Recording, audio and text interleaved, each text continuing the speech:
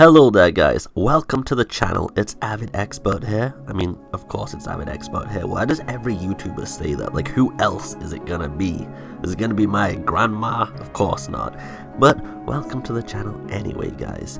And today we're gonna be talking about the expanded writing, narrative, and plot in Resident Evil 3's remake. Now, of course, many people were absolutely enthralled and amazed recently at the news of Resident Evil 3's announcement. A lot of people were actually in disbelief and just really couldn't believe it was happening so quickly after Resident Evil 2. But it seems like this is going to be much more similar to Resident Evil 1's remake than Resident Evil 2, because it looks like we're going to have more expanded plot lines, extra dialogue, extra cutscenes, extra gameplay, extra everything, while keeping the core values and mechanics of what made the original game so amazing as well. So before we get into this, get your popcorn as always. Make sure you've got a glass of water, guys. I'm not going to recommend something unhealthy to go with the popcorn. Let's balance this out. Put your feet up, relax, and let's get into this. Alright, so before I become an ASMR channel,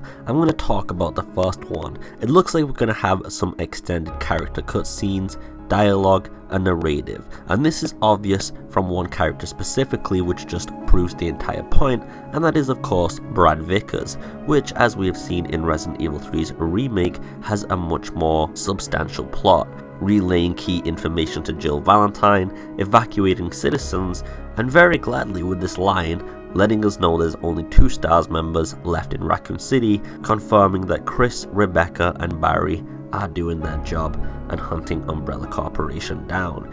Right now it's got a hard-on for the only 2 STARS left in town. Just a shame we don't have Chris there to punch some boulders into all these BOWs. Now there is another cutscene where we see Carlos going into the RPD from that little side entrance area that you should be familiar with, and he's going to the STARS office, so this is actually quite an ideal route while wanting to avoid any police officers by sneaking in there. STARS office has to be in this direction. But on that note, he's actually with Mikhail, which, if I remember correctly, we didn't see him in this area at all, and we definitely didn't see Carlos going through this side entrance. He was just in the STARS office in an appearance with Jill, and there was like 2 different interactions. But now we see him going through the side in a cutscene, and that kind of implies that after this cutscene, considering Mikhail's in the background as well, it's very possible it's going to cut to some gameplay after that, where you have a little bit of dialogue between the 2 characters, expanding on Carlos's story, narrative, background, and understanding of the universe, as well as Mikhail as well. But something key here is that Carlos also seems much more serious and very gruff compared to the original game, where he was just kind of a light-spirited, light-hearted guy that laughed everything off and just had a lot of jokes and humor. Whereas now, he's very focused on his goals and his mission, and I wonder how that's going to change his interactions with Jill, but it clearly is. I don't think he's going to be making these cheesy, flirtatious jokes. Capcom's taken a much more realistic approach recently in Resident Evil 7, Resident Evil 2's remake, and Resident Evil 3, even if it has been outsourced, is sure to follow the same narrative theme. Now, I could be here all day talking about the extensions with, say, Brad, Jill, Mikhail, Carlos, etc, etc, but this isn't a trailer analysis. I just kind of wanted to prove my point that this is going to be more like Resident Evil 1's remake rather than Resident Evil 2's remake, which did kind of honestly feel like a mixture between a remaster and a remake combined.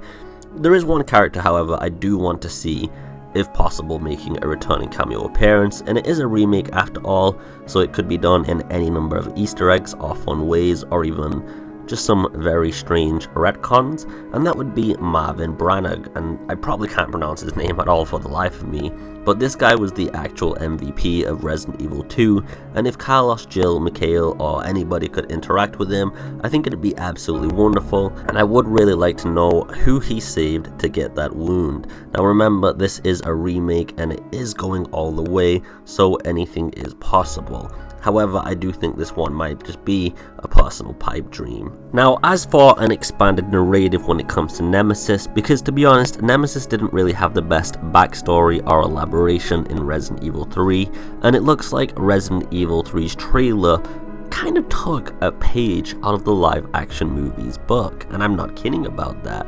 You know, you get to see him taken away, you get to see him literally operated upon as he's a human and transformed into a BOW, and of course it looks like that's what we might actually see in some capacity, even if it was for trailer purposes only.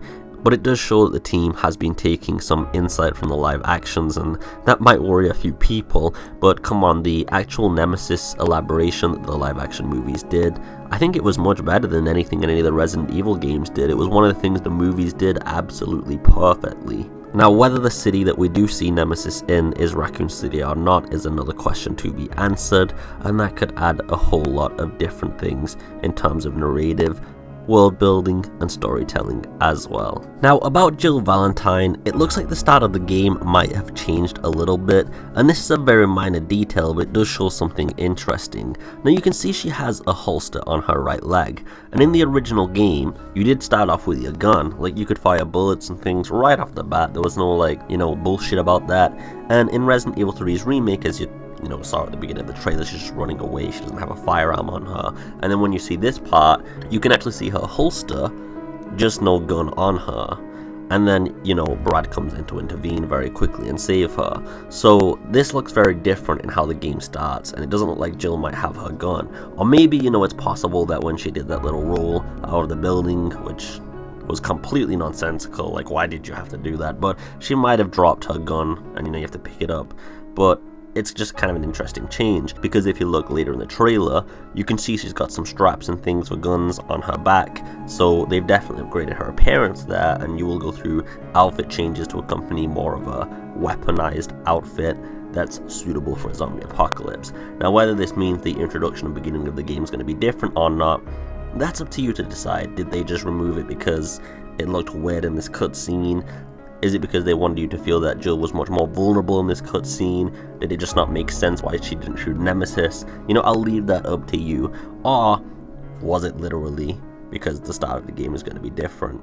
Anyway, it's very obvious that Resident Evil 3's plot is going to be significantly different, and we can expect this for a variety of characters and in many different ways. The point of this video was more to prove that Resident Evil 3's remake is looking like it's going to be more like Resident Evil 1's remake rather than Resident Evil 2, and I hope I have got that point across, and I really do hope it goes that way and you guys agree with this. Let me know, of course, what you do think below. As always, you can support me on Patreon as well if you want to. You can follow me on Twitter, and especially just come join the Discord server. I just hope you're having a beautiful time as always, guys. Have a beautiful day, and peace.